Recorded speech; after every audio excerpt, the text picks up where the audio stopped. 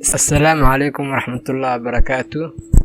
Weli ma isweydiisay dhaqanka isbeddelka ku yimaada in uu saameyn nooc raba ha lahaadee uu ku yeelanayo generation-ka soo socda ama jiilka imaan doona, sababta loo dayacayo mas'uuliyadda Rabbi dadka saaray, qof kastana iska indha tirayo.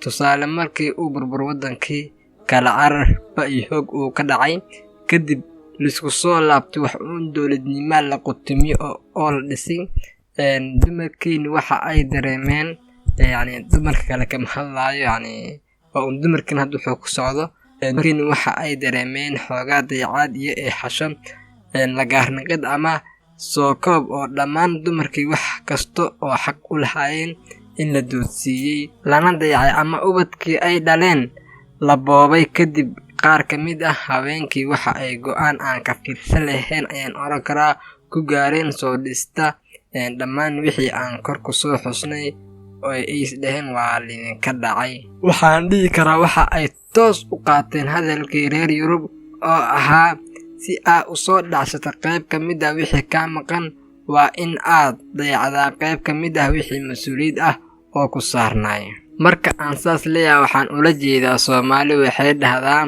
ninkii laba dal yeeshaa midkood ayuu dayacayaa. Warka oo kooban, haweenkii markii ay kaceen waxa ay dayaceen laba mas'uuliyadood oo waaweyn.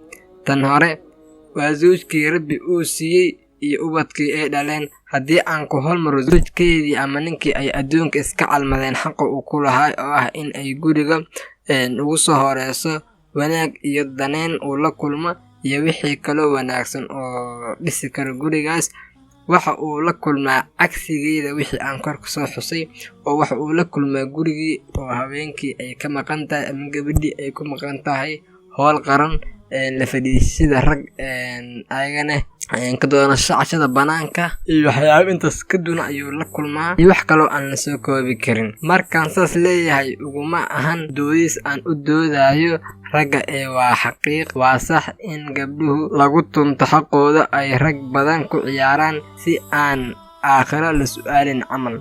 qalad ku saxna waa laga fiican yahay. Haddaan u soo jeesto tan labaad, ka danaysada ubaxii ay sugaysay intaas oo sano lahayd u soo dhici xaqiisa hooye in ay dayacmeen, caruurtaas berina barbaarin wanaagsanna ay helin ama aysan arkin, iyo ku barbaarin diin jecel, wadanimo jecel, wanaag jecel iyo dadnimo jecel.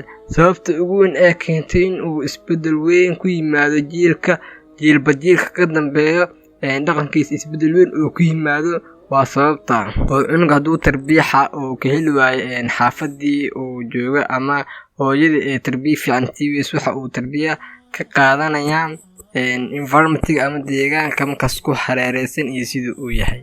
Waxaana kusoo gabagabeyn, waxaa idinla garami doona caruurtii aad dayacdeen, si qaar ka mid ah haddaba la arkay oo kuraasta idinka ceshan doona. Sirta haddaan idiin sheegana, waa waqtigii aad ku bixin lahayd qabashada kursi soo celinta xaq dhumay, ku tarbiye awlaadaada oo ayaga ayaa ku soo dhicin dhabarkan ku garaacan wixii markaas aad tabaysa ama oo kaa maqnaay. Maxaa yeelay mas'uul kasta oo aad aragto wanaagsan waxaa soo tarbiyeysa hooyo, adigana kula maskaxa. Assalaamu calaykum.